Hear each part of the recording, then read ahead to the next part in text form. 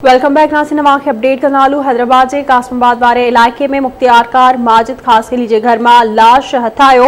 उस्मान सुमरो जो लाश मिलण का पोए बिंदुरिन में फायरिंग थी, जेका पोए छिकताण तेज थी वही। गोली लगण सबब मुख्तियारकार माजिद खास के लिए सनस भाव आई इंस्पेक्टर इनामुल हसन जख्मी थी पया।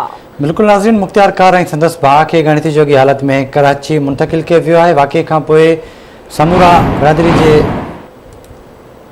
माण्हुनि बाईपास ते लाश रखी धरणो हयो आहे। अपडेट कयूं पिया, वाक़े खां पोइ सुमरा बिरादरी जे माण्हुनि लाश रखी बाईपास ते धरणो हयो आहे।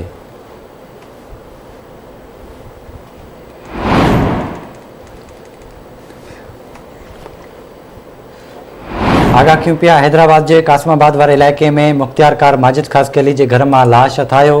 उस्मान सुमरो जो लाश मिलण खां पोइ ॿिनि धुरियुनि में फायरिंग थी आहे। गोली लगण सबब मुख्तियारकार माजिद खास के लिए संदसि भाउ ऐं इंस्पेक्टर इनामुल हसन ज़ख्मी थिया आहिनि। मुख्तियारकार ऐं संदसि भाउ खे गणिती जोगी हालत में कराची मुंतकिल कयो वियो आहे।